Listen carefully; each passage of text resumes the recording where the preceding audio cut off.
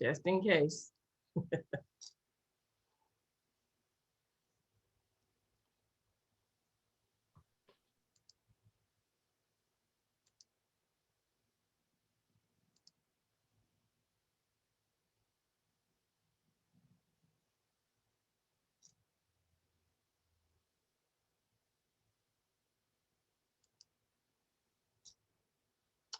Okay.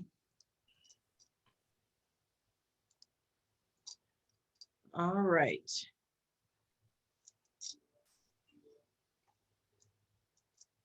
Minister Edwards is in preacher school. I know that's not what it's called, but the month she does her ministerial school going on there. So we are going to ask Judge Holmes if you will lead us off with prayer. My honor. Father, we thank you tonight for your blessings. We thank you for life. We thank you for the NAACP. And God, as we conduct the business of this important organization, I ask you to lead us and guide us, lead our discussions, let us come to the right decisions as regarding the people who depend on this organization. Bless our president, God, keep her strong, keep her mind in the name of Jesus. Everyone that is represented here in their various roles, God, I ask you now to strengthen them, guide them, give them what to say, what to do at the appropriate time. And we'll be careful to give you the honor and the glory. Amen. Amen. Thank you. We will move to approve the agenda. I'll entertain a motion. Madam President, I move that we approve the agenda as it is posted on the screen and in the order that it is presented. Is there a second? Madam Second. President, I second. All those in favor, let it be known by the sign of aye. Aye. Those against nay, ayes have it. We will start with our HB1 lawsuit. We are working with and represented by LDF. I'm happy to say that we worked on an injunction to file to hold the implementation until, we've been able to, we're trying to make sure that some things are straightened out before it goes into effect. And so the judges, the lawyers took statements from all of us. I will be representing the Florida NAACP in this. And what has happened is Ashley Moody, your AG, they've done a records request asking for all of our emails, our texts, and within the NAACP, all of our units to see what we have been saying as it pertains to HB1. And so we are working with our attorneys from all of the groups involved, the plaintiffs, to make sure that we've done that. And we will see how this goes, and particularly in light of the protests that are going on in other counties. We've seen what's happening with the protest in Miami-Dade. We've seen no sign of apparently they've seen no sign of any violations. The police are right there. They're part of it. I did have an opportunity to speak to Colonel Holmes here. And Colonel Holmes said that they are not looking to do anything different than what has already been being done as far as protesters, and they're not looking to go crazy on any of those things. And so BSO will not be involved in those different pieces as going into other counties or looking to arrest peaceful protesters. We do find it interesting, the different treatment from community to community. And our position is, had those been Haitian family that was out there, it would be all the jails would be full of folk of violation of HB1. And so we are looking to move forward with this piece. That we have several lawsuits. And so we also are in courts on the voter suppression bill that was passed. And we're still looking at Pasco because Pasco County is sharing children's information, discipline information with law enforcement. The sheriff department decided to said that they would stand down once we asked our former NAACP president, Bobby Scott. He was a local president long before he was a congressman. Called for an investigation into the practices of the Pasco County Sheriff Department and also the school system and the agreement that allowed the sheriff's office to get these children's disciplinary information. An article I read recently said that nothing had changed, and so that legal action will move forward. We simply have no other choice. The scary part is, and you're saying, well, that's Pasco County. There is a move to do the very same thing here in Broward County. Mr. Weeks and I have been fighting this whole giving promise data and disciplinary data for a very long time.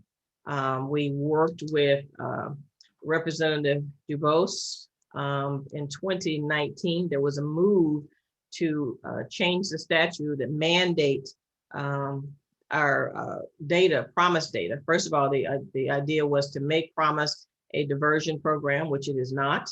They said, well, let's make it a pre-diversion program, which it is not. And I'm happy to say that we called on the representative again to work with us to make sure that language did not get into the law and if into the bill, and to help us make sure that it didn't go into law. He was able to do that. There were many phone calls, and he was able to make sure that it was enough confusion that they ended up letting it go in 2019. Representative, if you just want to talk a little bit about that. I know I'm calling you on the spot, but that's the history of the Promise program and what's going on with these children are all connected, in particular, since we have a new interim superintendent. So if you will share with us. Yes, Madam President, I do remember that, but I will say the reason why they were trying to put in a larger bill, and we did spend a lot of time and discussion. And I will say what I've learned is that a lot of folks don't really truly understand what promise is. And many times they do throw it in the diversion category.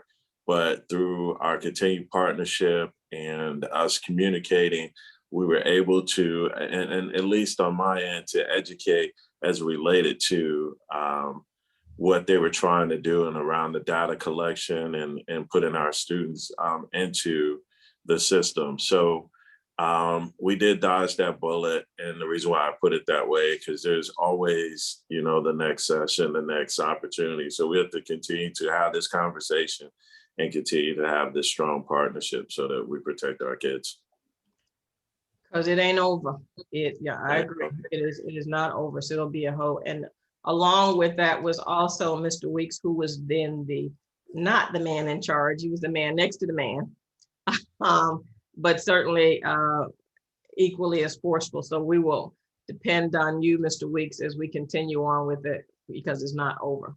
But we had multiple conversations regarding promise. And if you will share with us some of your concerns, if the children's disciplinary data, and remember now, y'all, we're talking about minor incidents, as many of which is just delinquent kids being kids. We're not talking about weapons. We're not talking about, felonies. We're talking about just normal delinquent behavior where the school district is disciplining those children accordingly.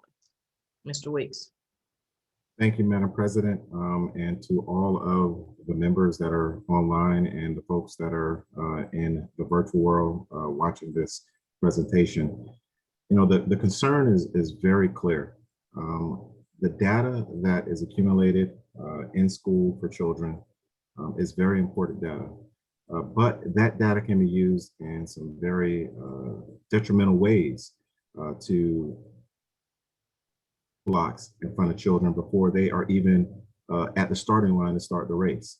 And that has always been the concern. And I want to emphasize, like Madam President emphasized, we are talking about minor very, very minor incidents of misbehavior that occur in school.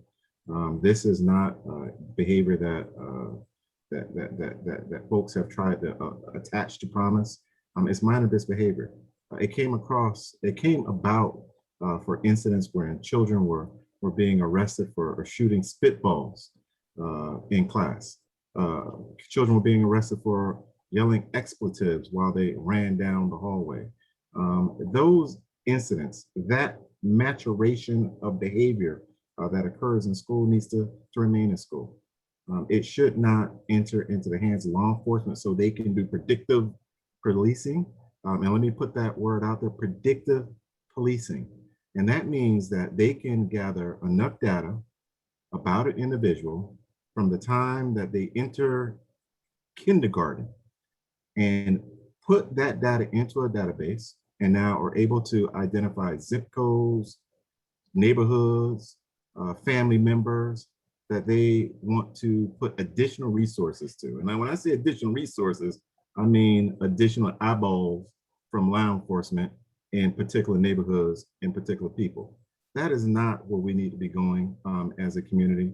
Law enforcement have a number of tools in their arsenal to do proper policing, but this whole notion of predictive policing and looking at minor incidents of misconduct in school that are normally associated with children's minor misbehavior is just going down a very, very slippery slope.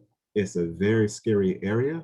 And when you put the layer of artificial intelligence capturing photographs of individuals in this community, and then putting all those layers on top, you are putting ourselves as a community and as a people, as a society, in a place that is very Orwellian, is very scary, and we have to be very mindful of allowing law enforcement to gather, maintain, and then act upon these databases that do not have any real causal relationship to behavior. Because what we find is that these databases, these artificial intelligence, these algorithms that they use, oftentimes are biased towards people of color. And we have to be very mindful of that. We have to be mindful of where they use data, particularly when it comes to protecting our children. Thank you, Madam President.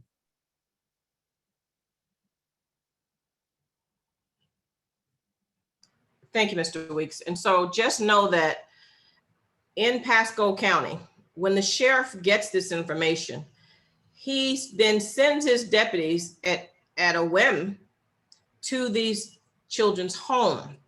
They will walk in their homes. They're forced to let them see their children, and they harass these families until they pull them out of their home public school and put them someplace else.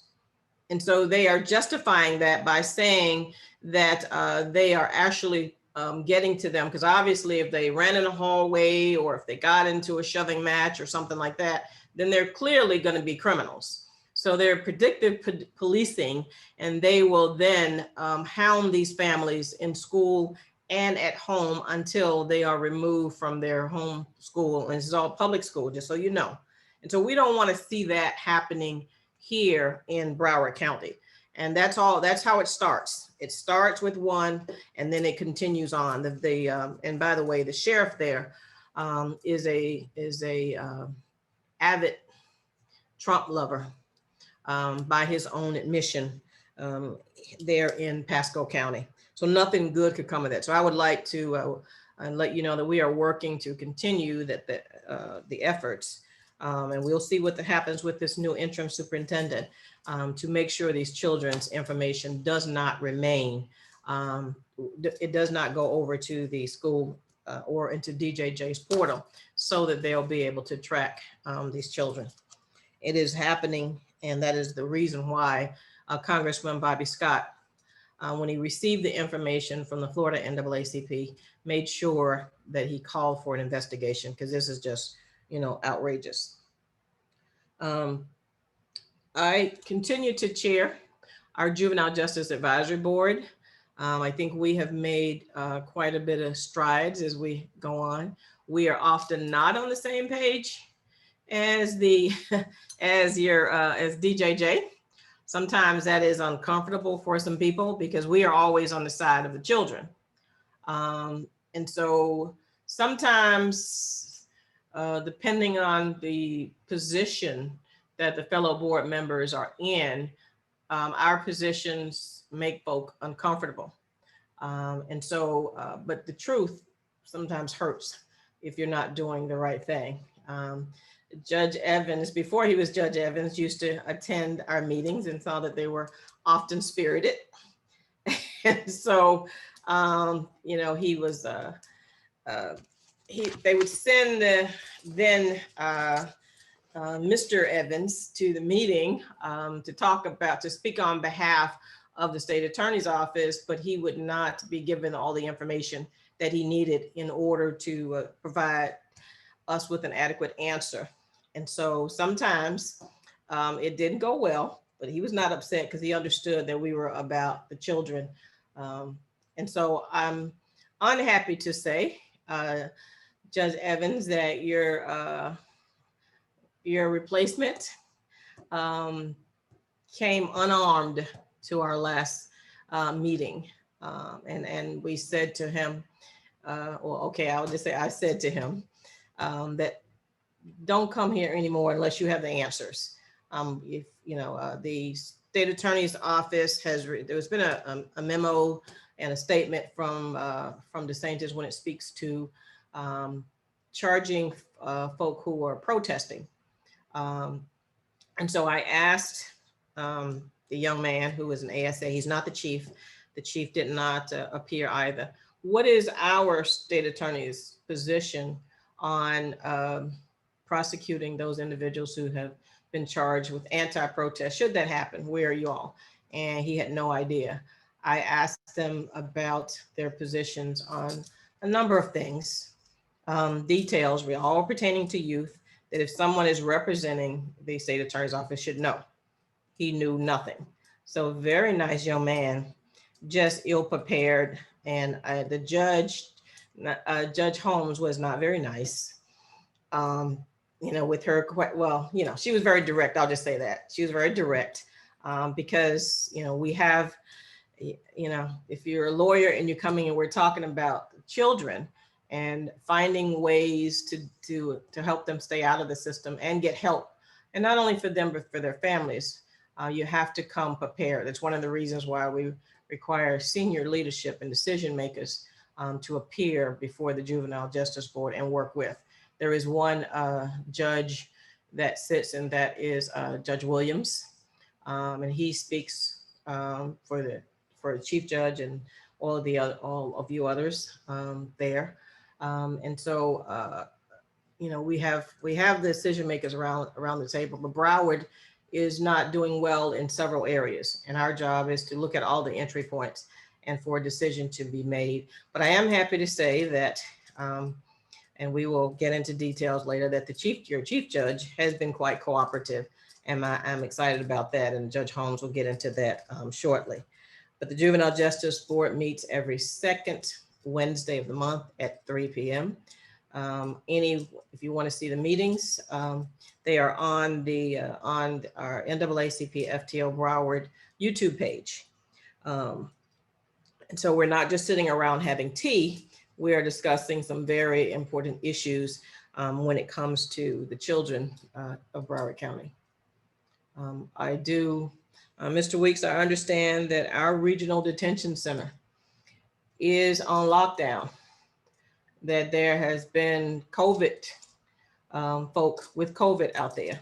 I don't know if you've sent your attorneys in or if your clients have said so. Can you give us the condition of what you understand to be the condition of the Broward Regional Detention Center? Yes, Madam Chair, I appreciate the conversation about our children in the detention center.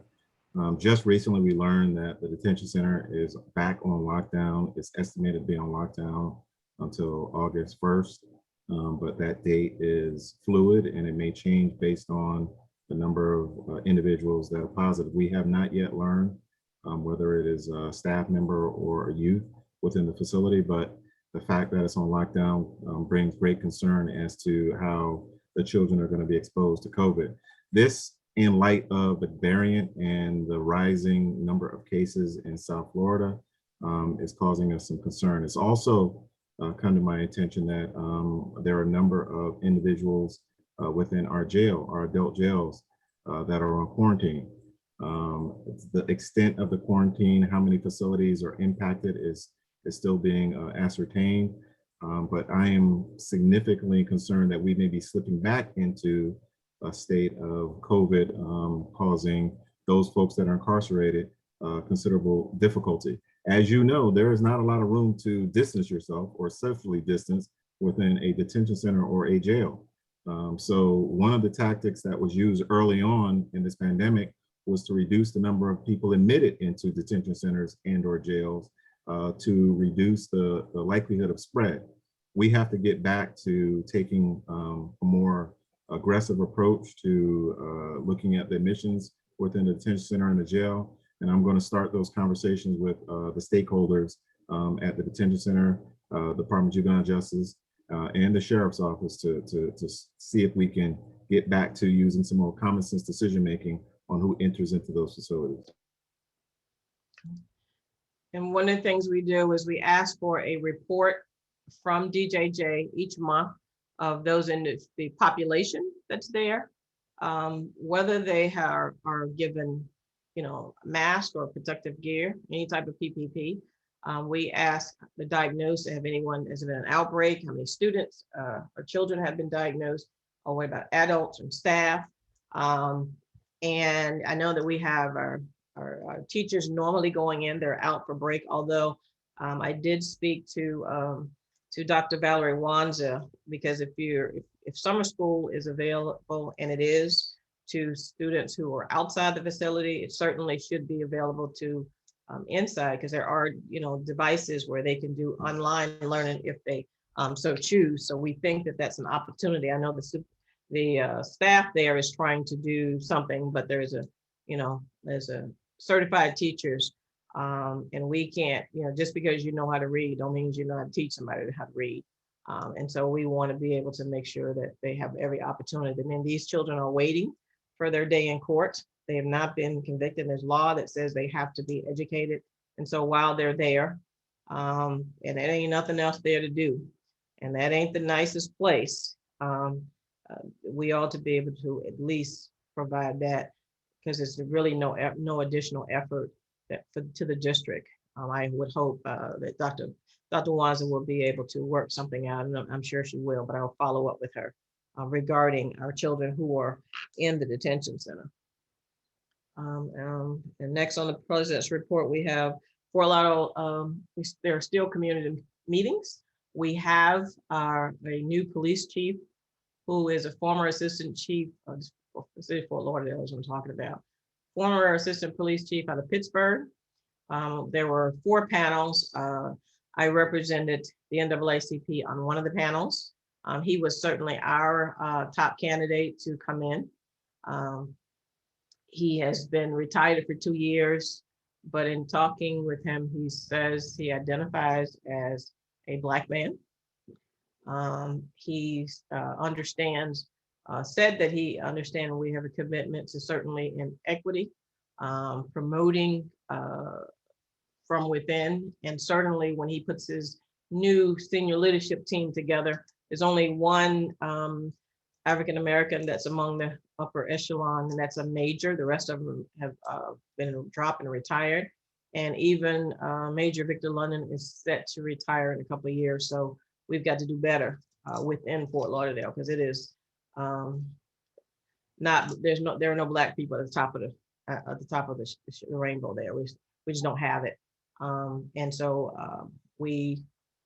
and people say anything to get the job, but we certainly intend to hold his feet to the fire when it comes to hiring of Black people. And there were some of the members saying diversity. They were saying minorities. I was saying Black folk. We want to have some Black folks up there to work in our communities, and certainly to look like the city. The leadership team should look like the city of Fort Lauderdale. And so I have reached out to the new chief via email, and we will set up something, maybe perhaps have him come on and introduce himself once he has arrived. I think it's about mid August that the new chief is scheduled to take the reins. I am a little bit concerned because he has two former chiefs there, and who are their former because not because they want to be formal, but because they didn't do a good job and they were removed. And so they'll be there for several years to come. I think that's going to make for a very interesting administration as he gets started. Next, we have our upcoming Save Our Children Town Hall meeting. We started a series of 6. We had to reschedule it's usually on the second Thursday. We had to reschedule due to our national convention. We have rescheduled it for the 29th so we can keep on our schedule as one a month. This year, this meeting speaker will be the Honorable Aramis Ayala. Aramis is an NAACP who did great work, particularly with our children in Orange and Osceola counties. And I have asked her to come on and talk about some of the challenges she had as Florida's first Black elected state attorney. And as she moved to help us help our children, when I say us, I'm saying NAACP and Orange and Osceola counties, some of what she experienced, and perhaps can give us some pointers of how we can do better at our own state attorney's office here when it comes to saving our children. You'll recall a few years ago when 2 6-year-olds were taken into custody for nothing more than a temper tantrum. Aramis was the very first one to step forward and say no and make sure that that would not happen again. And she didn't run and lose, she chose not to run. And so she is very close with the new state attorney there and make sure she put some policies in place to provide a starting place for her. And Judge Evans said she said, what did you say, University of, did you say Florida A&M she went to? I don't know, which judge said that? She went to the University of Michigan at the same Okay. time I did. Okay. I was getting, Judge Robinson, I was getting confused. I didn't know what university he was talking about there. Okay. And certainly NAACP. So after this evening's meeting or this evening, you will receive the information for a conversation with Aramis. And I think you'll find her story very interesting and what she experienced there as Florida's first Black state attorney and how she was able to overcome there. Many of you saw our picture from the beach, and man, it was hot on the 4th of July, where our own mayor, Dean Trentalis, provided us with a proclamation for the 60th anniversary of the wait-ins. That whole thing, and with the segregation of Fort Lauderdale started with folk who knew that we were not being treated fairly, and it was settled by a judge. So it goes to the importance of having fair judges. And sometimes, depending on the appointment, but fair judges, judges matter. That's what I said. I said that to say judges matter. And so we will continue our work to make sure that our bench is diversified because judges matter, and certainly Black judges matter. I always think about how, particularly in Miami-Dade, our Black judges there are always targeted, and too many times they've been successful, and we certainly don't want that to happen here in Broward. And there will be judges on the ballot next year if they get opponents. And I don't know, the word is that at least one of our judges will be challenged, and so we will keep you abreast of that. And so we will make sure that you all get that information should that come to pass. But all of our judges are working. They are Zoomed, and they really want to be out in the community, but Of course, they have to deal with Zoom all day. And with this Delta variant, that's probably not the smartest thing for them to do right now. But they're still as active as ever when it comes to our community. And finally, I want to say that when it comes to South Florida, the South Florida community, that's Palm Beach, Broward, and Dade, we have 1/3 of Florida's voters. I'm in the process of reactivating the Palm Beach County branches, that's South Palm Beach and West Palm Beach. So we will be able to get some help from our colleagues there in Palm Beach County, which has been missing for a very long time. And so I'm just about at the space where we're going to have, I'm going to conduct an election for both those units. And then next we'll be working on Glades area branch to have them up and running. So we'll have boots on the ground in Palm Beach County, both north, south, and over in Glades area branch. Very excited about that. I actually have 14 branches that we need to reactivate. We, meaning the state of Florida, my committee and I. But we're going to start with home here in South Florida. And so we definitely need them. I want to make sure that you all and I know that where we are with COVID-19, I know that everywhere you go, I know the courthouse is open. I know that, that everybody, a lot of people aren't wearing masks anymore. Our numbers as far as vaccinations are not anywhere where they need to be. I know that there are there's a lot of misinformation, a lot of lies that's going on. So I have asked our parliamentarian, Ms. Jasmine Shirley, to come and give us an update on COVID-19 and where we are. Ms. Shirley. Thank you very much, Madam President. Yes, we are in dire straits once again. We can look at this as our fourth round or fourth wave, as you will, over the past, 17, 18 months that we have, as a state of Florida and as the nation, has had to deal with the impacts of COVID-19. As we know, the US cases are rising. We're more, as of today's data on CDC's data trend, more than 34 million people have been diagnosed with COVID, with over 607,000 deaths. In the state of Florida, more than 2.4 million people with over 38,480 deaths. And here in Broward County, our numbers are rising exponentially as well, with over 253,000 cases of COVID and 379 deaths. What is happening now in this new wave, or this fourth wave, as we, as a nation and as around the globe, began to get the vaccinations in place and distributed, and actually getting people their vaccinations in place, and all of the mitigating factors that we took earlier on in the epidemic, with the shutdowns, the masks, wearing of masks, and everybody abiding by those regulations, if you will, to protect ourselves as well as other people.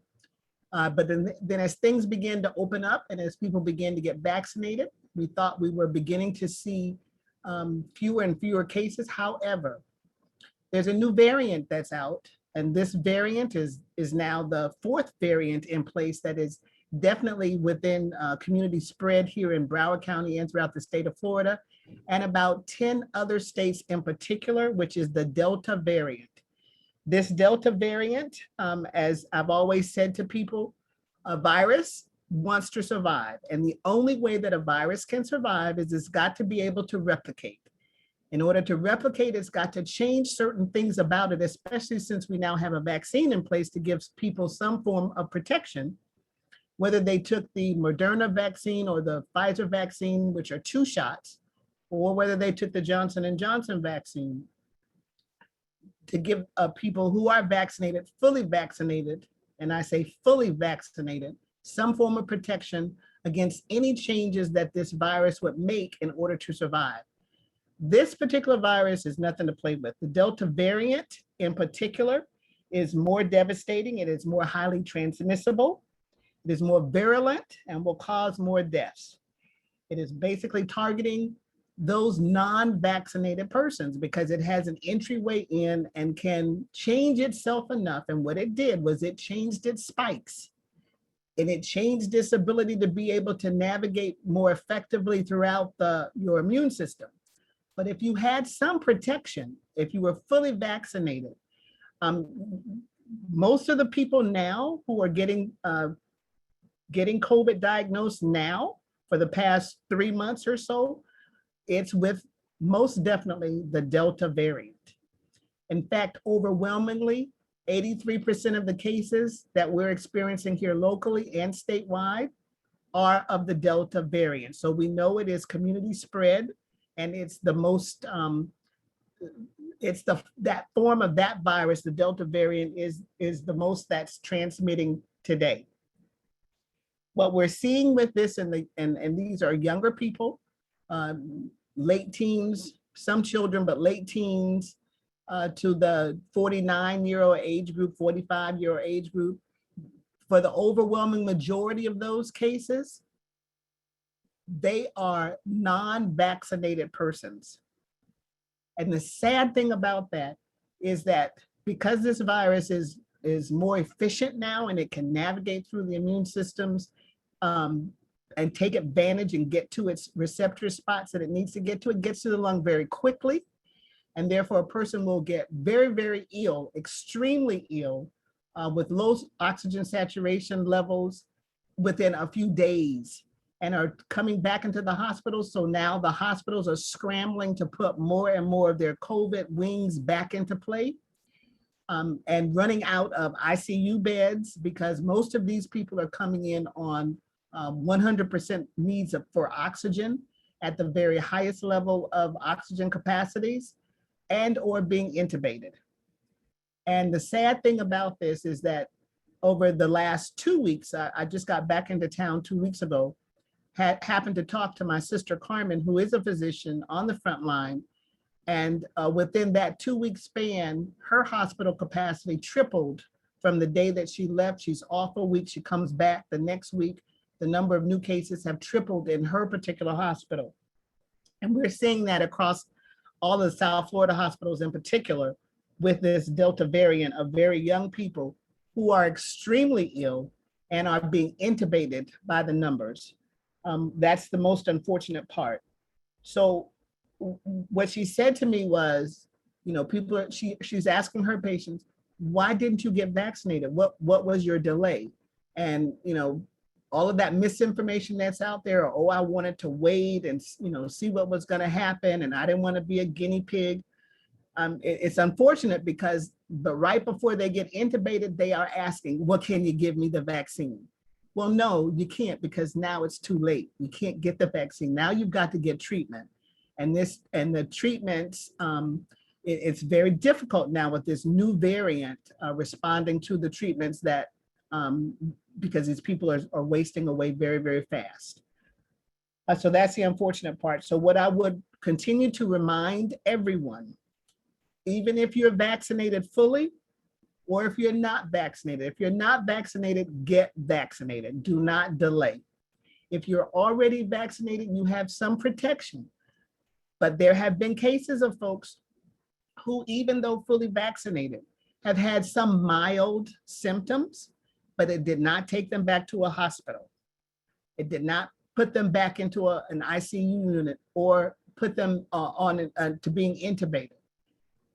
So with that said, I would also urge everyone, whether you're vaccinated or not, still practice face masking, socially distancing, washing your hands as often as possible, or with your the various hand sanitizers that are out there. I would say if you're ever in any public gatherings or situations where you are in a crowd of folks, wear your masks always. I was in the grocery store last night at a Walmart, and I could not believe the number of people that were not wearing masks. And you have no idea who is vaccinated and who is not vaccinated, who has some protection, who has little protection, who waited and got their second vaccination thinking they were fully vaccinated, but were exposed to someone who was carrying the Delta variant shortly before that second shot of the vaccine, and therefore were exposed. Once exposed, this virus is nothing to play with. This particular virus has now changed that it is more deadly, more efficient, and more virulent than the original COVID that was transmitting throughout our communities, this Delta variant. And as more and more people, and as this virus gets into more and more unvaccinated people, it's going to change again to be able to survive. So we are not out of this yet. I would not be surprised. I did see that Governor DeSantis now has changed his focus and changed his mind in his public statements, indicating that, you know, cases are rising, and he's acknowledging that and wanting people to, you know, get the vaccine now and do all that they need to do to mitigate this virus within their families and the people around us, so that we will not have to go through some more draconian measures of another shutdown. But I would not be surprised if we do not have to do that in a few, because our hospitalizations are a key indicator of what's happening in this community. And as always, I've always said, when other communities have a little cold, we have pneumonia. And as other communities are dealing with this, we are dying. So we should not be dying by this, because we now have a way to give ourselves some form of protection with a vaccine. And I urge people, rethink, do not delay, and get vaccinated, and still keep practicing. Whether you have been fully vaccinated or not, still keep practicing all of the mitigating factors to prevent yourself from being exposed to anyone who has the Delta variant, which for the most part, those people are asymptomatic, meaning not showing any symptoms, but they are carrying that virus and the Delta strain of that virus, and within a few days are becoming extremely ill. Thank you, Madam President.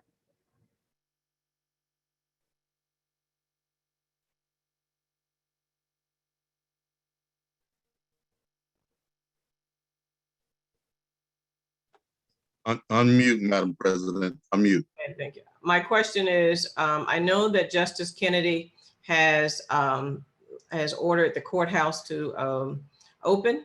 So my question is to the judges, how are you able to protect yourselves as you go about your daily duties? Are you all back in the courthouse, or what's going on?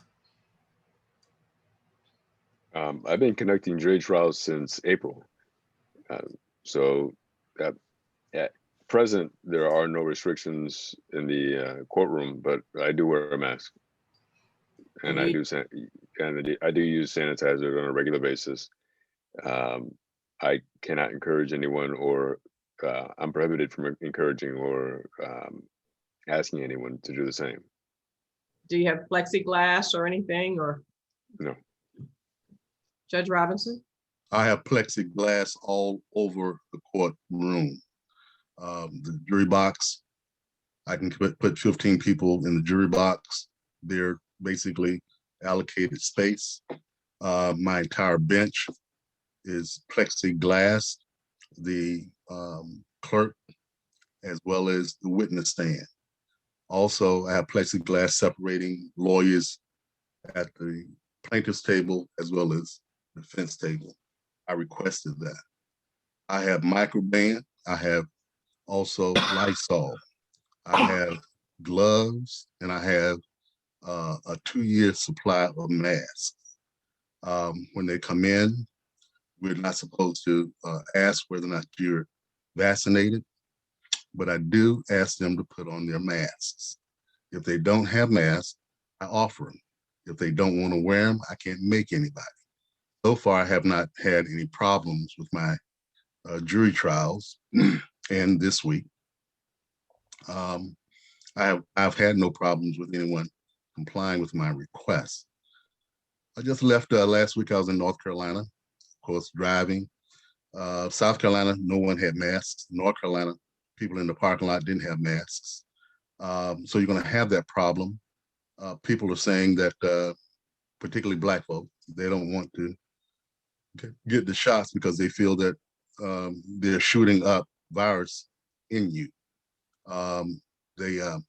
they have a problem with the shot, they're going to put some monitoring device under your skin. They have all sorts of reasons to not get the shot. 20% or 42% of the North Broward Hospital district staff is unvaccinated. They're not vaccinated fully. You got nurses don't want to get the shot. That's North Broward Hospital. I don't know about Holy Cross and the private hospital. And I don't know about South Broward. But when you have that type of attitude, and they're not Trump lovers or anything like that. They have misinformation and they don't believe the science, to the point where the nurses that I've talked to said that it was just developed too fast. So they're waiting. As Jasmine said, people don't want to be guinea pigs, even in my own family. One of my brothers don't want to be a guinea pig. Well, you can't make them do it. So to answer your question, publicly, we're urging people to get vaccinated. We can't make people in our courtrooms or the courthouse comply with the CDC guidelines or your own personal guidelines. My clerk is protected. We wear masks, my entire staff, they wear masks. I provided everybody with Lysol because I stocked up, and we have our supplies. So the courtroom is going to be pretty safe. My problem also is you got clerks and judges that are not vaccinated. Probably 25%, 20 to 25% of the judges. I know 2 or 3 that did not get even the first shot. So I don't hug anybody. And I keep my distance, physical distance. And I have to be prepared because I'm one of those vulnerable people.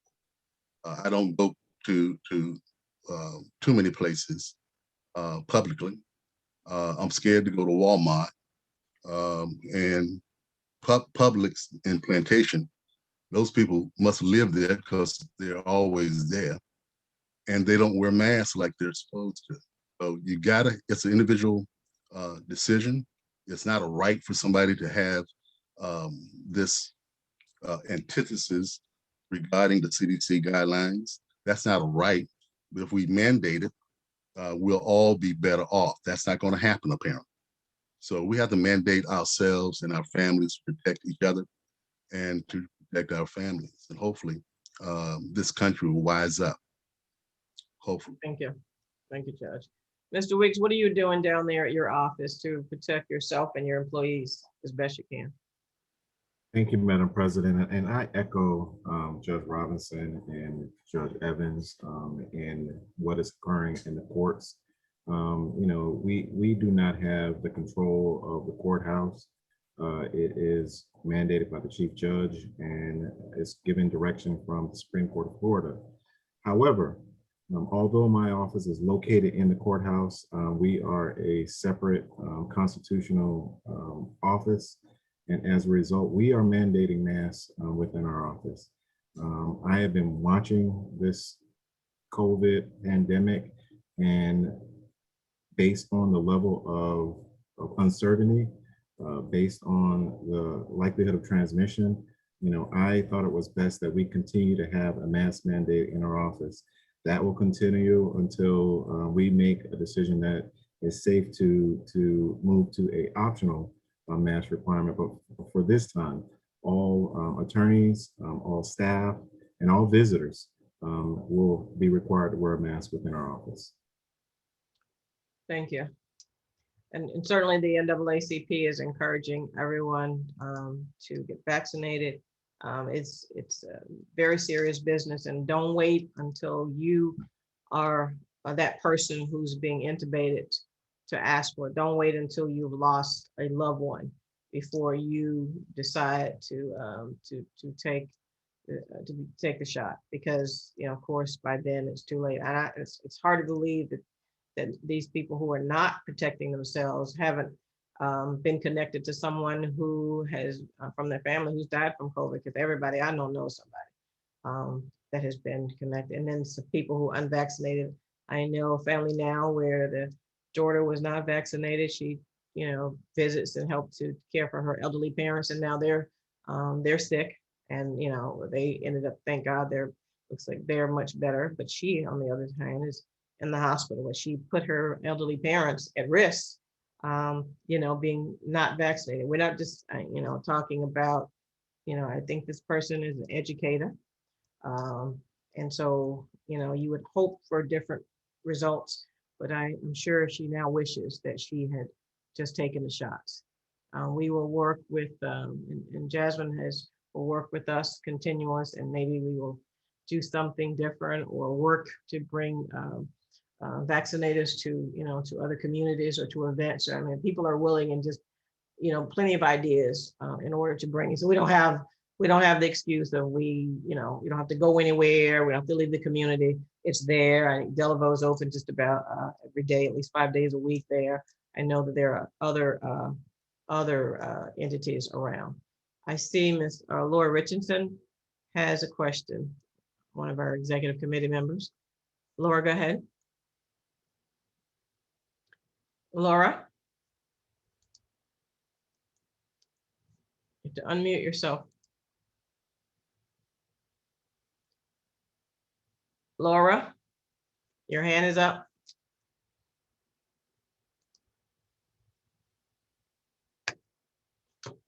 Yes, I am so sorry. I hit the wrong button there. Okay, what's your question? Yes, I have a question, Madam President. Yes. Is it possible that the individuals that's on now, as we're talking about this COVID and taking the shots, is there any way that we would be able to maybe come together with some sort of funds that we could generate a PSA that would be directed basically to our population? I think if they see some of our familiar faces, that, they'll be more inclined to feel a lot more safer in terms of taking the shot. I don't know if that would help, but it's just a suggestion or a question at this point. Thank you for your question. I know that there are several folk who have posted their picture getting it. I know that I've seen Mr. Weeks has, and several other people who posted. I know Judge Holmes did some time ago when she got, I think, both shots for each one of them. And so there's PSAs with the media that we have now with all this equipment. They don't really cost you anything. And so, we can always do that, but I could say a number of people have already done that. Practically, a lot of the elected officials have. I believe Representative DeBose has some time ago. A lot of folk have done that and put it all against all of their social media. And I believe that there is a PSA that is Dr. Osgood and some others who are on there that's being run several times a day. There are billboards, commercials that's already going on right now. So I certainly think it's a good idea, but I can tell that some of what you're suggesting already exists. There have been, I've been on several virtual church services where the minister has said, or ministers have said, pastors have said, encourage their congregations to get vaccinated.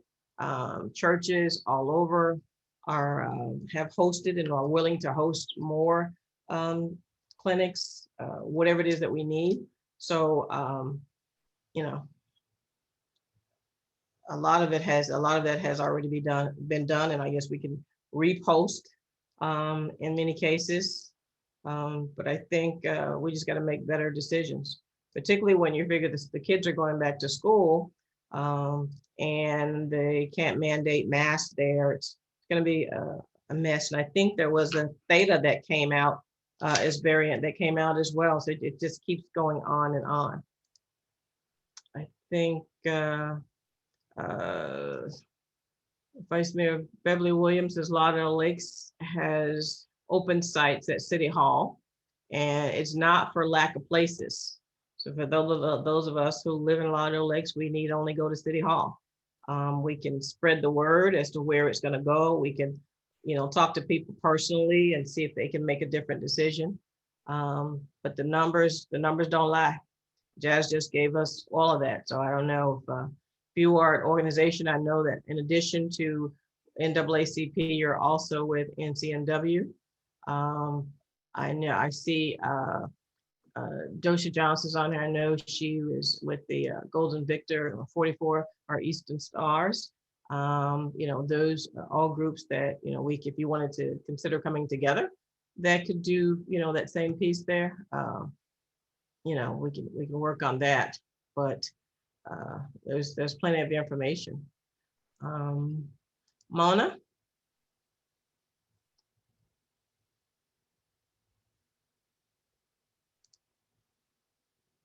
Mona, you can unmute yourself.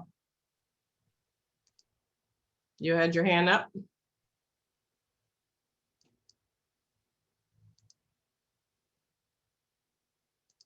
Okay. I think you need to unmute on your end. Okay, I did. Good evening. Good evening. Go right ahead. Unfortunately, I live in a senior community, and I run into an awful lot of seniors. Some of them have been vaccinated, some of them have not. Unfortunately, when we have nurses and doctors that are highly revered, they have not taken the vaccine. It is disturbing to these seniors, and it causes more fear. I'm a nurse by profession myself, and I speak to a lot of people regarding taking the vaccine. A lot of it has to do with who took it and who did not. And yes, you have a lot of public officials that they care about and what have you.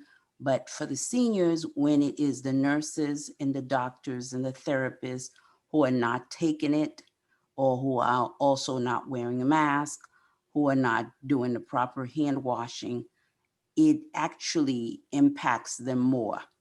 And I would suggest that if any of you have any friends or families that are doctors or nurses or any of those health professionals that are not taking the vaccine, I would encourage you to tell them about that, because people as a rule, they do copy what other people do, but if the person is high on the echelon and is not doing it, they see no reason to do it either. And that's just my observation. And I live in a 9,000 people community, so I hear it a lot. So I just thought I'd pass that along. Thank you. That's very good input. Thank you. Appreciate that. You're welcome. And so our next piece there is going to be our criminal justice. There are a number of bills that we have been tracking, that we've been working with our folk in Tallahassee on. And so I've asked our general counsel to come and guide us through those bills passed, vetoed, and just filed. Judge Holmes. All right, thank you, Madam President, and good evening to all of you. I tell you, it is chilling to hear about this Delta strain. I knew Deltas were powerful, but this strain, this variant is something else. But there is a little bit of good news with regard to the state of Florida and how they are dealing with our juveniles, our young people. And I always say this, not to brown nose, but just to state publicly my admiration of the president, President Ellison, and her tenacity with regard to the juveniles, young people. She doesn't sleep, she doesn't rest. She is on it like a hammer on a nail, like gravy on rice, and any other analogy I could make. And she makes me all the more vigilant when she says, we got to do this, we got to get this done. I jump to it because this is not something she's doing for pay or for aggrandizement for herself or for others. She does it because she loves the children. And I've not witnessed this in a long time, somebody that was just a true advocate for our children. And on that note, I'll tell you some of the good news, but we still have some work to do. And so I urge all of you who are not members of the NAACP to join us. We need your help. I'll start with an easy bill. It is House Bill 7051. And even though it's a 13-page law enforcement bill, on page 8 and page 9 of that bill, it does something very remarkable. And I'll read it to you. It says, a child younger than 7 years of age may not be arrested, charged, or adjudicated delinquent for a delinquent act or violation of law based on an act occurring before he or she reaches the age of 7, unless the violation is for a forcible felony. Forcible felonies, rape, robbery, murder, and some burglaries of dwellings.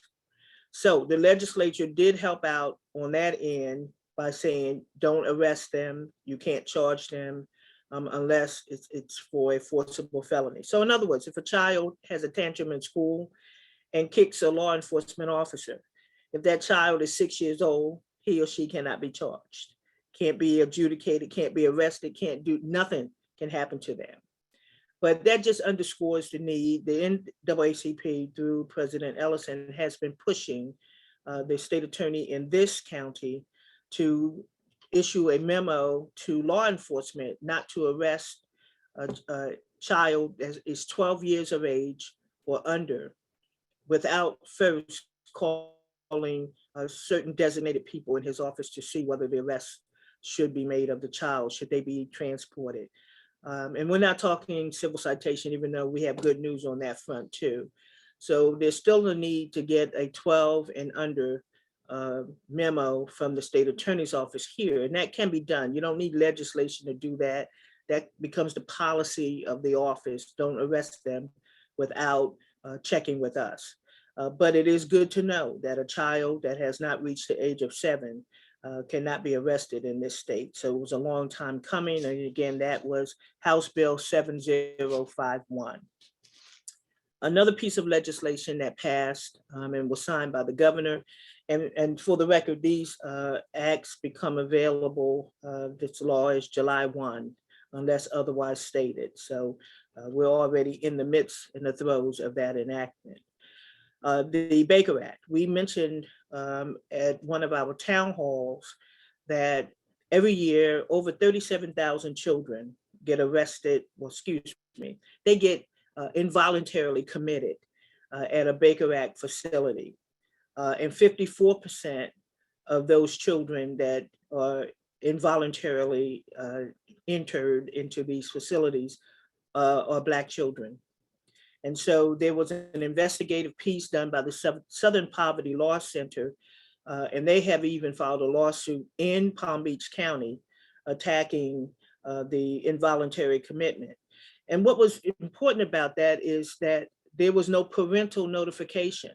People were sending their children to school in the morning and the children didn't come home at night. Nobody was calling, nobody was saying, you know, they thought they had been kidnapped or something like that, only to find out that they were put into a mental health facility because they threw a tantrum in school. So the schools were making the calls, but they weren't calling the parents. So you now have Senate Bill 590, which mandates that they must make reasonable attempts. And the statute goes further to define what a reasonable attempt is. They've got to document it. They've got to call, they got to email, text, whatever they got to let the parent or the legal guardian or responsible person know where this child is. Mr. Weeks, President Ellison, and I met with members of the Southern Poverty Law Center that are conducting the lawsuit in Palm Beach County to get a grasp on what are the numbers in Broward County. And so we don't have the actual number. And Mr. Weeks, I don't know if Mr. Boyd sent you the statistics that he garnered, but I haven't received them. However, you did make a visit to a Baker Act facility. So Madam President, if I could just yield for a few moments to Mr. Weeks to join me in his findings. Yes, Mr. Weeks. Yes, Madam President. Thank you, Judge Holmes, for laying out the legislative history on this issue. I made a visit to a receiving facility, participated in a Baker Act. And based on our meeting with the Southern Poverty Law Center and the meeting with the NAACP, recognizing that there are some gaps in data, I made an effort to put some systems in place in my office for me to be able to gather some data that will help identify some trends in that area. So I am going to be personally involved in looking at the number of juvenile Baker Acts, the frequency, and the outcome of those Baker Acts. I've put those protocols in place for them to be on my desk to look at and monitor over a period of time and look for those trends. But I can tell you, for those of you that have had a family member, a friend, a loved one that has lived and suffered with mental illness throughout their life, it is the most painful experience watching a Baker Act hearing. We had a very patient, a very thoughtful general magistrate. And I got to give him a lot of credit because I never had an opportunity to see him in action. But General Magistrate Yves Laventour did an incredible job of handling that hearing with the delicacy and the patience that was required. But the pain of that child to go through that process, to be disattached due to medication, sedation, and the throes of mental illness, is painful to watch. So we have to, as a community, be the voice, be the eyes for our most vulnerable children. And those are those children that are living with mental illness that find themselves to be Baker Acted, because you have to understand what a Baker Act is. And, you know, there's technical and legal terminology behind a Baker Act. We all can appreciate when a child is arrested and taken into the juvenile justice system. But there is a different form of taking a child into the custody of law enforcement and then transporting them to a mental health hospital for an assessment to determine whether they're going to be a threat to themselves or others. And that's a Baker Act. And it's a painful process watching that. We didn't need to look at the laws around notification, the laws around representation, the laws around whether parents or responsible adults can consent on behalf of the child to voluntarily remain in that Baker Act facility. We have to monitor that, look at that, give it a much thorough eye, because it is incredibly painful to watch a very vulnerable young person have to go through that and not being able to adequately communicate their thoughts, their desires and their wishes to have an effective hearing. So I was personally moved, but it is important to have those emotional responses, because it commits you to the work that we have to do to make it better for everyone else. So thank you, Madam President, for getting involved in this area. It is an area that goes overlooked, but I'm glad that we are going to set some attention and spotlight on this area. Thank you. And that lawsuit has been filed. Yes, Judge Holmes. And I might add, the reason why it's hard to get numbers as to the amount and the number of children from Broward or any other county is because there was no requirement before the Senate bill passed for them to keep records. And then we also found out something very compelling, is that most of the facilities that these 37,000 plus children are taken to every year in the state of Florida are private facilities. They've been privatized. So you follow the money. The state pays these facilities to keep our children there for a minimum of 72 hours. And then we found out some horrific information that a lot of these children can stay there for months. They've got children in the foster care system that have been in Baker Act facilities for months. They've not been charged with a crime. They've not been convicted of a crime. They just acted out and they have a mental illness. And so, you know, I don't know how the doctors there you know, are paid. They're probably paid pretty well, you know, to evaluate and say, oh yeah, we'll keep this person here. So it's a money-making thing. So whenever there's a money-making scheme involved, there's always abuse. So we're going to keep on top of it because the statute mandates that they keep numbers, and also that the schools themselves keep a number and the number of children that they call to have Baker Act acted. Also, this statute calls for training of law enforcement officers. It's sort of, there are three people under the statute, or three entities under the statute that can cause a Baker Act to occur. Number one, a judge. A judge can do that pursuant to the statute, can you know, call doctors in, have the person evaluated and then committed. A doctor or a mental health provider themselves can trigger a Baker Act proceeding. And thirdly, law enforcement. Okay, and so a lot of officers, you know, when little bad children, they as they call them, little black children who are bad, they got to be crazy because I'm wearing a uniform. So without any training or expertise, they just take the children to these facilities and drop them off.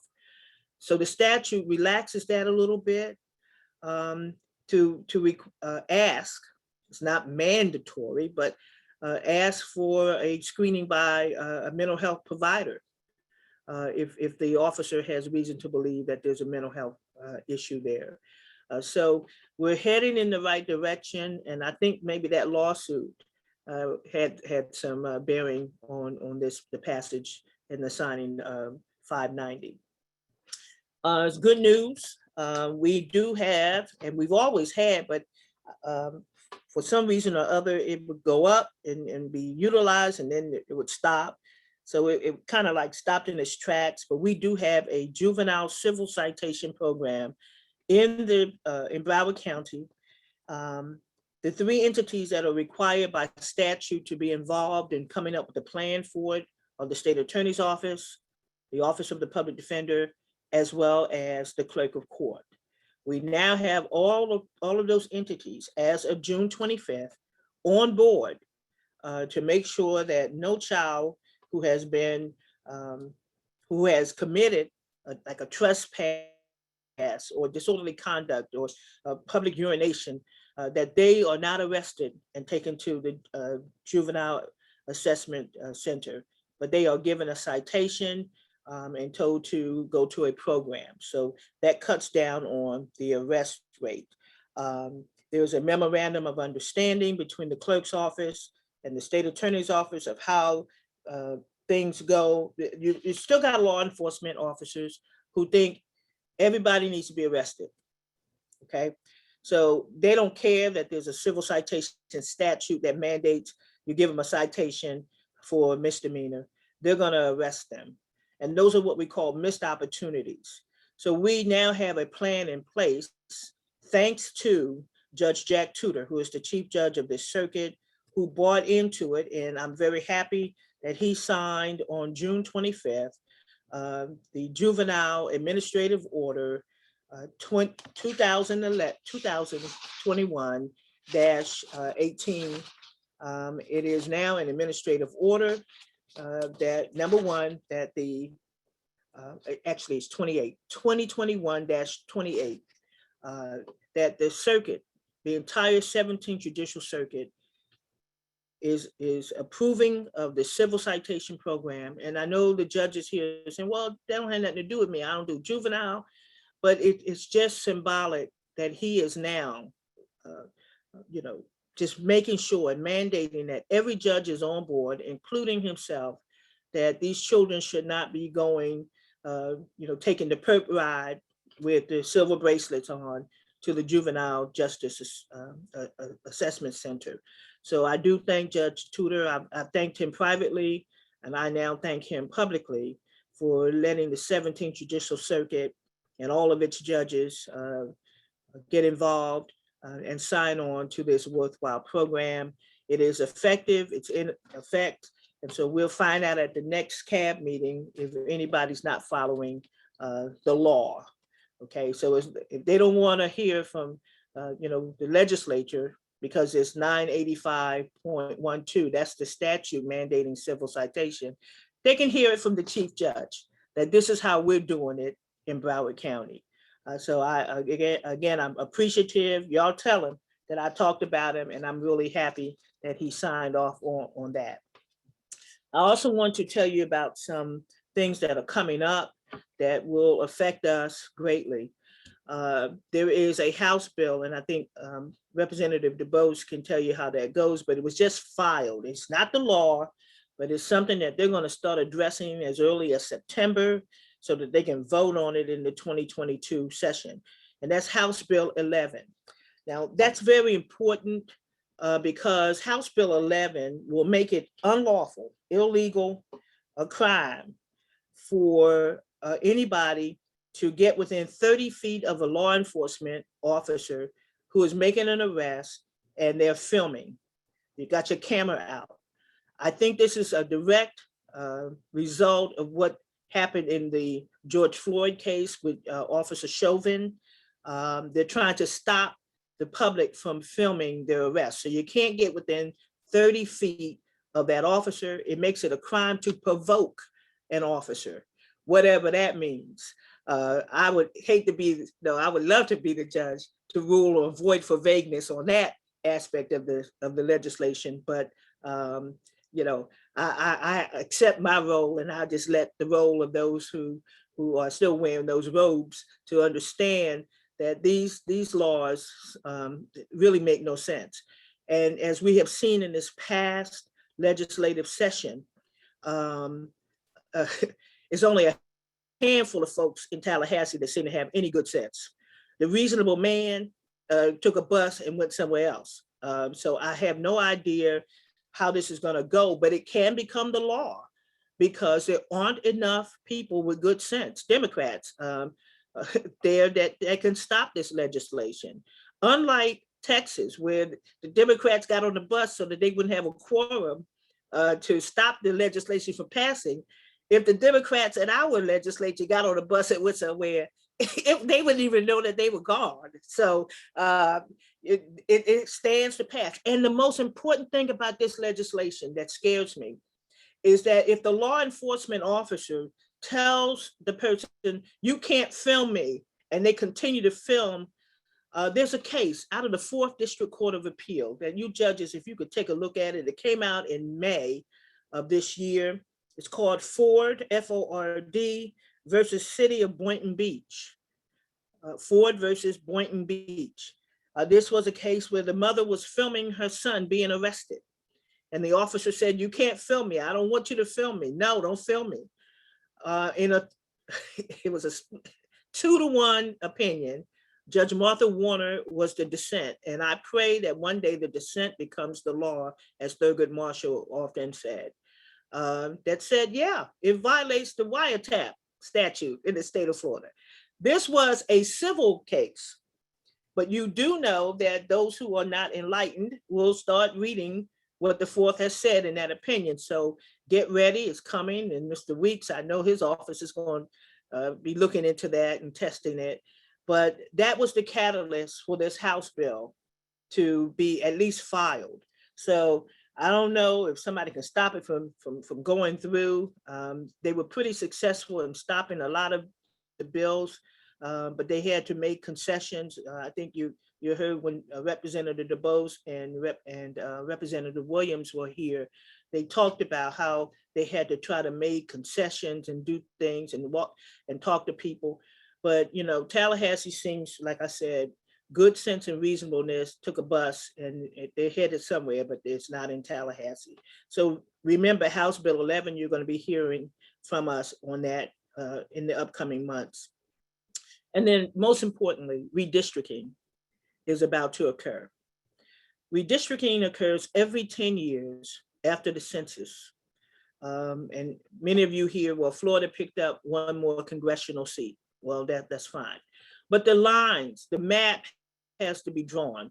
I just participated, and I want to thank the NAACP National for giving me the opportunity. I participated in a 6-hour seminar and learned everything there was to know, from cases to nuts and bolts to map drawing in that session, that day-long session. It is important. Please do not fall asleep on redistricting, because depending on how they draw the lines, that determines how you run in a certain race. Are you going to even be in the same district as you were in last year this time? So please keep your eyes and ears open. The president, Madam President Ellison, is going to be doing a lot of things, talking to you all. She is very much intricately involved in making sure that the lines are drawn fairly. Now, it used to be we could say, well, the courts will step in and make sure that they didn't do what we call gerrymandering, and that the lines are drawn fair. Take a look at the Florida Supreme Court. Take a look at the pictures when you get time to determine if you think they're going to be fair with regard to the lines. It's a very conservative court. And I'm not bashing them in any way. I'm just saying, based upon the opinions that I've read and things coming out of Tallahassee, that I'm not so sure. So we tend to rely very heavily on federal courts. Okay, and so that's where we will hope and pray that we get a good result in the federal courts. Madam President, I think I've covered a whole lot and everything. If there are any questions, I'll answer them in the chat. But thank you again for the opportunity to serve, and I'll turn it back over to you. Thank you. We want to go back to that civil citation piece. There was, and it may very well still be now, a case of over usage of civil citation in our schools. It is our opinion of our Juvenile Justice Advisory Board, and also our elimination of school to prison pipeline, that civil citation does not belong in the schools, that the school leaders should discipline those students. And that's why, you have a disciplinary matrix, you have school code of conduct. But Orange County led the nation in immediately going to civil citation, and having, if I read correctly, our newest leader, interim leader, is from Orange County. I am concerned that these practices may come here. So if Dr. Osgood, for the record, the NAACP does not support civil citation in our schools, only in an emergency instance where something happened and in lieu of arrest, but not as a first thing, a first option there. And number two, we certainly do not, and we're going to be dependent on you to make sure that the disciplinary information of our students does not end up with DJJ and our law enforcement, so that they can use that information to target our kids, just as they continue to do in Pasco County. Madam Chair. Thank you, Madam President, and good evening. I apologize for my tardiness. I had a community meeting with my Parkway and a Broward Estates family tonight, so I joined you lately. I did hear both of your comments, and I will tell you, as your school board chair and your District 5 school board representative, I don't believe in civil citations within our school system, because we have a disciplinary process in place in schools. And it's very important that we allow education institutions to educate kids and discipline them. And we allow law enforcement to do the role of law enforcement outside of our schools. We have been fighting the battle about the data shared with the Department of Juvenile Justice. And that data is supposed to be shared for students that are arrested. If we're dealing with kids in school and we're keeping them out of jail, they have not been arrested or charged with anything. So I never can understand how anyone can think that that is appropriate. They have not been arrested for anything. I can remember even one time it was asked of us to report to a probation or a house arrest officer when a kid got in trouble in school. That is not the role and function of a school system. It is to educate our students to succeed in tomorrow's world. It's just like in my home with my 3 millennials. I have one that still live at home. I still have certain rules that I expect for him to follow. If he does not follow those rules, I deal with those rules within my home. I don't call the Fort Lauderdale Police Department to have them deal with those rules. So I am very excited about moving the district forward. I'm looking forward to having an executive conversation with the NAACP so that we can put together a list and a memo of those expectations that we have from the NAACP, which represents the people of color across the nation. I think that it's critically important at this time in transition in Broward County schools that we re-educate some and educate others about our perspectives and things that we are expecting and demanding for kids, for Black and brown kids. I know that we have been at this fight and some people may be aware, but we're at a new place now. We have new board members. We have a new interim superintendent in the person of Dr. Vicki Cartwright. And it is a great opportunity for us to re-educate some and educate others about the expectations that we have and the expected outcomes if those expectations are not met. So thank you for your continued work on behalf of our kids, to you and the entire NAACP membership. And this is a time as a community that we must level up and fight for our kids like we've never fought for them before. Black and brown kids are becoming less important to people and less of a priority. They have to always be our priority. And we must help other people understand that as we pay into the system as taxpayers, those students have to be their priorities as well. So thank you. Thank you, Dr. Osgood.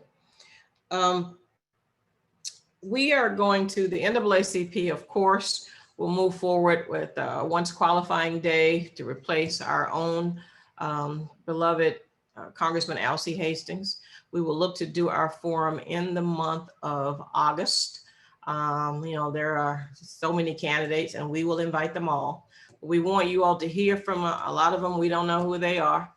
I'm pretty active and a lot of them, I don't know who they are, but we're gonna find out and we will make sure they come to the people and let you all ask questions and find out who they are, why they're running, and what are they willing to do for our community. That is a very, very Black precinct, district rather. I think the only blacker one is Frederica, Congressman Frederica's district there. And so we certainly believe that unless there is no African-American in that race, we believe that the new leader will be of African-American descent. And so we want to make sure whomever it is, no matter what color they look like, that they are interested in what is fair and just for the entire district, which the last time I checked was over 800,000 people. And so we want to make sure that we get the best leader there, and we will do that by those folk coming to the people. And I don't know what the state elections will look like. I don't know if we will move and end up having no representation from our state, either on the state rep or the state senator. We will certainly lobby your governor to get that done sooner rather than later. But the one thing we do know that on 11/2/2021, there will be an election to elect a new congressman for Congressman Hastings' district.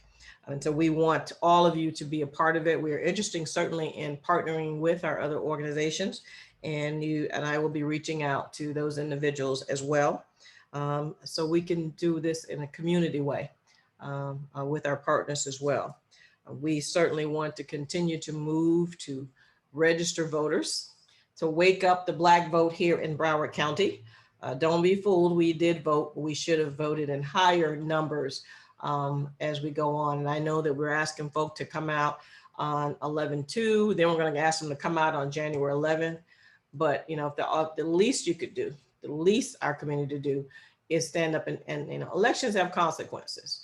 So, you know, 33,000 more people show up, we got a whole different kind of thing going on. Perhaps we don't have a very conservative justice, Florida Supremes in Florida. Perhaps we don't have HB1 and SB 90, that sort of thing. So elections certainly have consequences.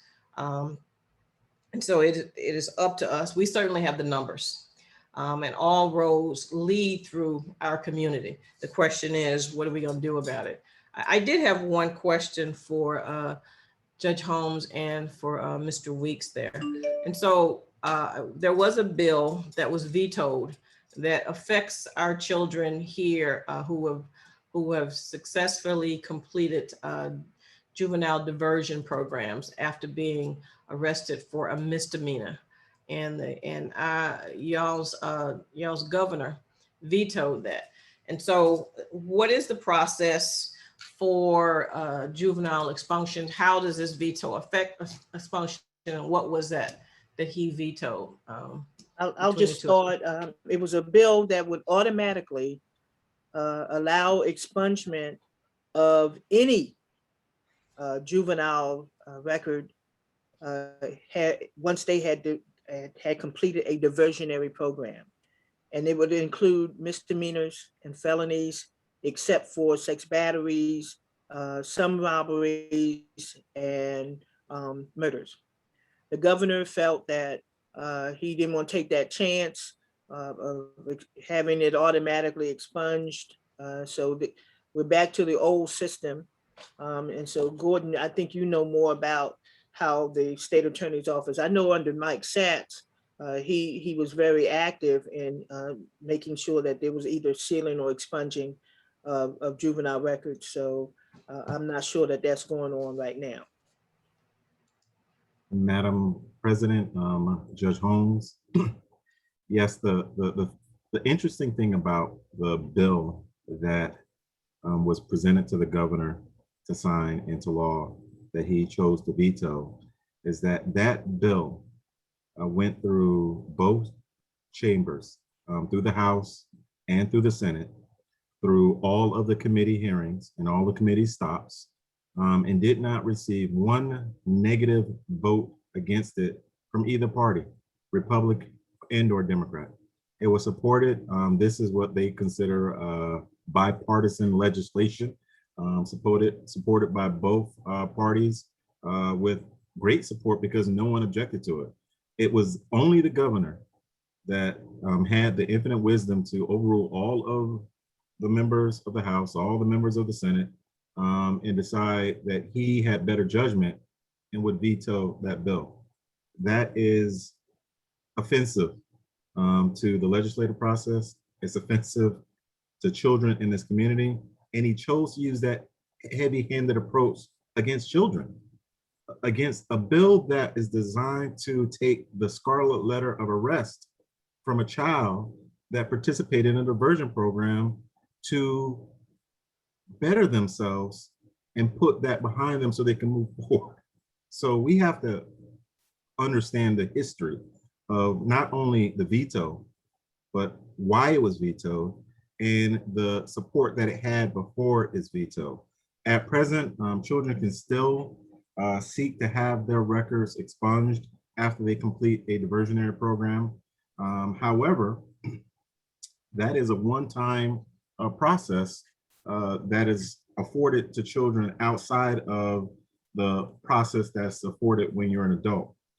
So I just need us as a community to understand that when we have to vote, it really means a lot. This is an example of how important it is to get out and vote, because if we do not let our voices be heard with respect to these very, very important positions like governor, like senator, like congressman, like House of Representative, like school board member, commissioner, then our interest is not preserved in the decision making that they have, because the governor, in his vetoing of that bill, just washed away all of the legislative support behind it. I see that Representative DeBose is online. He understands the legislative process much greater than I, but I was incredibly appalled by that decision on a bill that only impacted and could have benefited children all throughout the state of Florida. And so, Representative, there were two things on the board. Number one, we were talking about the juvenile expunction bill that the governor vetoed, and this great need for children to have had that automatic expunction done. And the bill that deals with police, and the one that we talked about is whenever something happens, I get the information, I immediately call the representative, Leader DeBose, and he made the mistake of giving me his phone number, and apparently it works early, late, you know. 247, Madam President. And I said, okay, so I know it's been filed. What do we need to be doing? What is next steps? And so if you'll speak a little bit to that, please. Yeah, so we're in the process where, you know, members are filing bills. And so when stuff like that comes out, especially when it comes out early, we need to monitor it. You know, every member has an opportunity in the House. We moved from 6 to 7 bills we can file. And so when stuff like this is filed, we have to do two things. One, we have to monitor it and see if there's a companion bill that's filed in the Senate. Also, we have to follow, you know, what the Republican leadership is saying. So just take, for example, the last session, we kind of knew ahead of time what was coming down the pipeline, because the governor spoke about the anti-protester bill before it was even filed, and even did press conferences and stuff like that. And so as much as we are, quote unquote, dealing in the summer, we still have to stay alert, and we still have to continue to work with our allied partners and be partners like we did with the NAACP. I spoke to our policy chair, Representative Fentress Driscoll, and we are looking at these issues as well as some other stuff that we spoke about, Madam President, when we had the discussion around the Baker Act and so forth. So, you know, a lot of this stuff that we talk about and the importance of it as it affects our kids, the things that are coming, it's coming in a lot of different directions. It's coming in a lot of different legislation, and it's obvious on the face of it, even as Public Defender Weeks spoke about, we have legislation that has bipartisan support.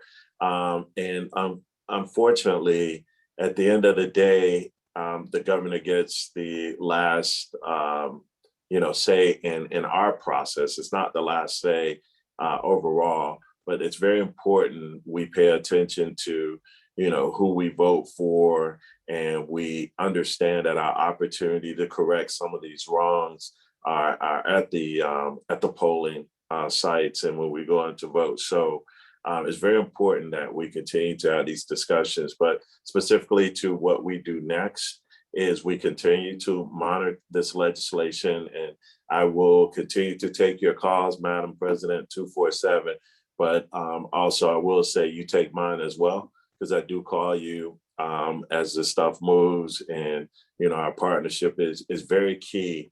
And I think if we were surprised, upset, or disappointed this past session with what came down the pipe, I think that's only the beginning. You know, we are dealing with Jim Crow 2.0. It comes in a lot of different forms, and this legislative process is just one part of it. Typically what happens is, you know, the governor and the leadership gets their marching orders from these conferences that are taking shape now over the summer. So we need to be mindful of their discussion. So our next steps, again, is to monitor, and we will do our part to communicate and also bring this back to the community. But on the legislation you talked about, next steps is just to monitor and see where it goes, and make sure that we're prepared to fight the good fight beyond just the final vote in the House and the Senate and the governor's actions. Thank you. And I did reach out to Pamela Birchford, so she will be in touch as well to make sure that our position is clear on her part, and also to give some consideration. And I know sometimes you do have to file a bill more than once. Maybe we can look at, maybe refiling that that juvenile expunction piece, see what we can do with that. That will be extremely helpful. Yeah, we can definitely do that. And I think now is the time to kind of put our priorities as it relates to our partnership. Again, as I talked about the Baker Act bill, and I did tell Rep. Driscoll, and she's going to reach out to Pamela as well. Again, strong relationship there that has helped us. And even as you discussed earlier, a lot of these lawsuits, we partner to help put them in the best posture that we could from our end to make sure that you guys are in a strong position to defeat this stuff in the courts. So we would definitely continue to have those lines of communication. You spoke to Pamela, I spoke to Rep. Driscoll. So we already have the ball moving. We have to continue to work like this. This is something that we have to get the entire community to understand, that everyone has a role, has a part in this, so everyone that's even on this call, you all are ambassadors. Your role may be making sure that you get out to vote and people to vote, so we have the right representation, because as you can see in this discussion, the folks that are elected are hurting our kids, which means it's hurting our future. So everyone has a role to play, but we'll continue to update you as this stuff moves. Thank you. And finally, on August 28th, our branch will celebrate 76 years of service. We have partnered with, before you start clapping there, Judge Robinson, I got another part for you there. And so we are partnering, we are going to do, in celebration of those 76 years, we are going to have a membership throwdown. We are going to do that with all of our partners. We have MOUs with every member of the Divine Nine. And I want to say that first, Judge Robinson, the very first member, and not just Divine Nine, certainly, but we started there because of the MOUs, that the very first chapter, very first sorority, to say, yes, I'm there, is They're loud, Madam okay. President. What'd you say, Doc? What'd you say, Dr. Osgood? Who? We can't hear you. Say it. Unmute and tell me. Said you were on the right track. The very first, and the finest. And the Bible says Alpha Kappa Alpha Sorority Incorporated, the Zeta Rho Omega chapter. We already have our registrations, and we are on board, and we're going to ensure that you have membership from the 5 chapters of AKA across this county. And we are happy to continue to lead as AKAs do. Okay. All right. So now, let's see. I see Judge Holmes there from North.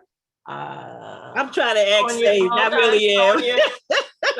Sonia Burrows on there, and Miss Jasmine Shirley from Broward. What say the Deltas? You know what? Talk is cheap. We're gonna just show you. Okay. I'll take care of North Broward. We gonna bring it. Okay. Let me see who I see in this chat here.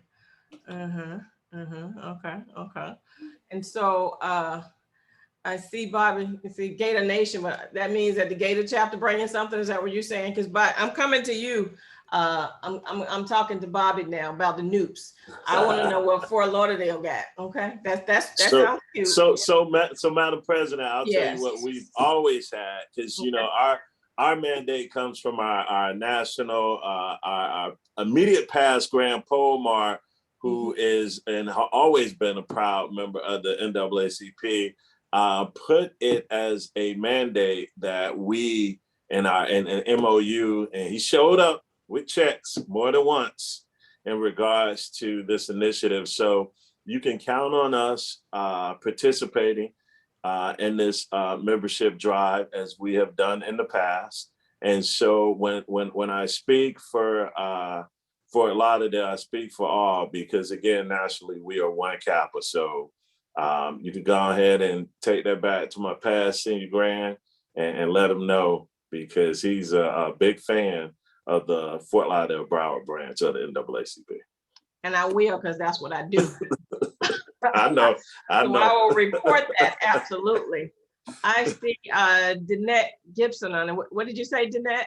I'm sorry. You can unmute. We will be in this challenge. Zeta Phi Beta, where I'm listening. Okay. I didn't hear nothing. We ain't got no alphas. Is there one? Okay. I see the judge. And that's all you need. That's all But you I need. need more than one membership. We got our national president on board. He's given us the mandate. And minus this pandemic, you would have had membership from Zeta Alpha Lambda chapter. We were the first in terms of Divine Nine to become life membership in terms of the Fort Lauderdale chapter in the ACP. So we'll definitely meet the challenge. And it's going to start with me. I'm a life member already. It's going to start with me. There is another level to life membership. Just want to let you know that. I got it. Whatever the level is, I'll rise to the occasion. Okay. Because as the news and the Qs and the Sigmas realize, they know who the daddy is. So we'll meet the challenge. Bro, we ain't got no daddies. See, because our founders were never alphas. That's not, don't get like the sororities now. Don't look here, man. Okay. All right. So now the Qs, I see John Wembley on here from Ada Nu, and I also see Gordon Weeks, and I saw Dr. Hines earlier. For those Qs, many of them are members already, but I guess you can you speak for the ones that are not members yet, either Gordon or John? I will yield to my brother Wimberly, but since I don't see him in the chat, we are going to support. We will always come through and support the NAACP. My line is already supported, and we're going to continue that support throughout. So you have the support of Zeta Chi and Omega Psi Phi. We will continue to support, because that is what we are. Okay. My sisters over at, let's see who we have. Oh, Latricia is also from, all right, NCMW, Laura Richardson. What say you? Yes, Madam President, I have already spoken with our now President, Ms. Lopez, and she is on board. So we will do our part. Okay. The date. She's also a Delta. Peach Lopez. Yes. She's a Delta, so she's gonna help the North Broward. She's in North Broward, so we're gonna do it. Tell her I'm coming through. Well, she's in CNW president now. Right. She got both. She gonna get a life membership now. Dosha Johnson, Golden Victor number 44. Yes, ma'am. What say you? Without even knowing this challenge was coming up, I mentioned to my members last business meeting we had that we all would become members of this great organization, the NAACP, the oldest one we have. So we are already on board with that. Thank you very much. Thank you. John Wembley, I didn't hear you yet. For Ada Nu.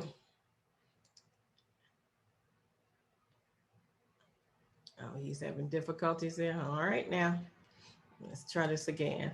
I see Daryl Campbell on there. Can you give some backup to Bobby, Mr. Campbell? Do you know any noobs? Anyone? Okay. So is that a no? I'll speak for him. It's a yes, because we won a capital. Okay, all right. John Wemmerly, Ada New. Can you hear? Fraternity and yes, sir. Yes, sir. Well, I'm on top of it. I've given my chapter until August 10th, and every brother in that chapter, Ada New, will become a member. August 10th is the deadline, so we're working it. All right, thank you so much. Thank you. I appreciate you. I see my cousin, Betty Lumpkins on here from the New Mount Olive Baptist Church. I see Nina Justice from the Black Policemen, Fort Lauderdale Black Policemen's Association. Now, Nina, I know you're in, but I know that a lot of your members are lacking. What say you, Officer Justice? Are the Fort Lauderdale Black police officers, are they in?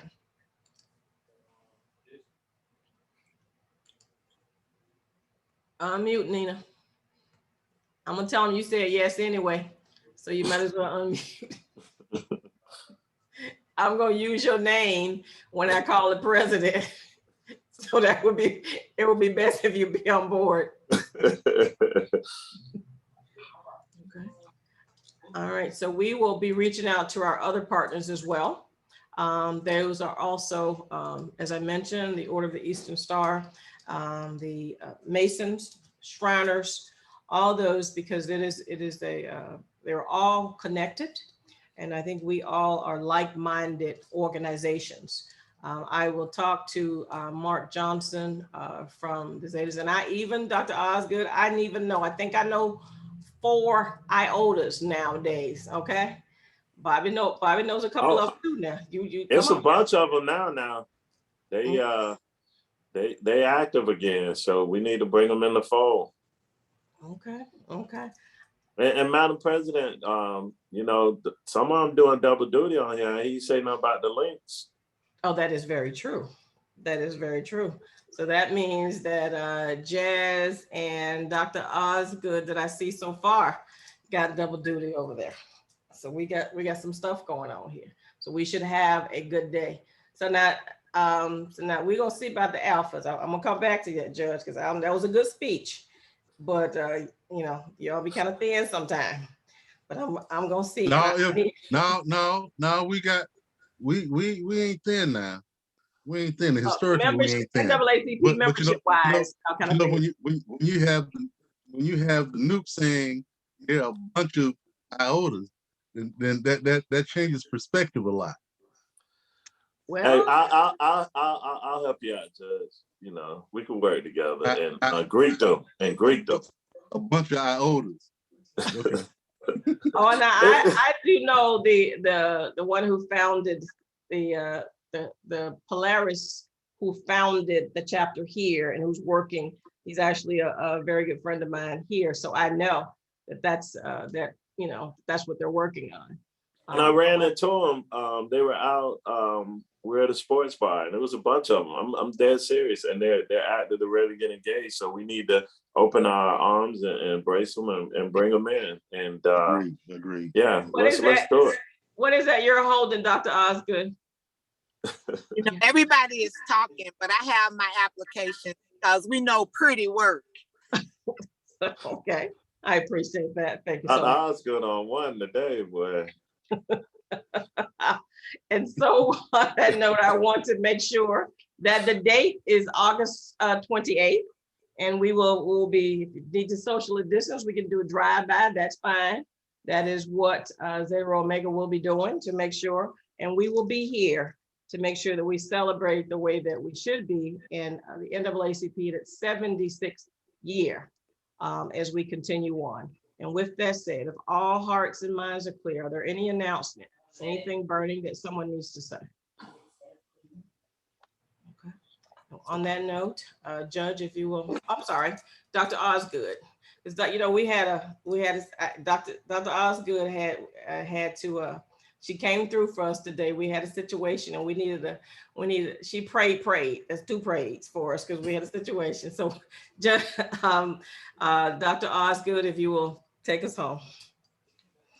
Certainly, God, we thank you for the NAACP. We thank you for Marsha and her leadership, Judge Holmes, and all of those that work daily to promote the agenda of the NAACP. We pray that you continue to give us strength and stamina in these dark times. We pray that you give us the courage to speak louder, to walk harder, to demand more. We pray now that as we move away from this call, that your blessings will shine upon us, upon our family, upon our community. And God, we even pray tonight that you bless our enemies. We pray that you just collectively allow your power and your spirit to be manifest in this world, that there will be more peace, there will be more love, there will be more justice. And as we celebrate the 76 years of the NAACP in this community, allow us to do it with grace. Allow us to do it giving you glory. Allow us to remember those that have lost their lives for this cause. Allow us to be convicted and compelled to serve, to make a difference in this world like we never have before. We pray your blessings upon us. Keep us safe. Keep our minds sound. Give us discernment in the wisdom. And God, continue to bind us together like cords inseparable, that you will use us for your glory. I pray this prayer and give thanks and ask it all in Jesus' name. Amen. Amen. Thank you, everyone. Have a good evening.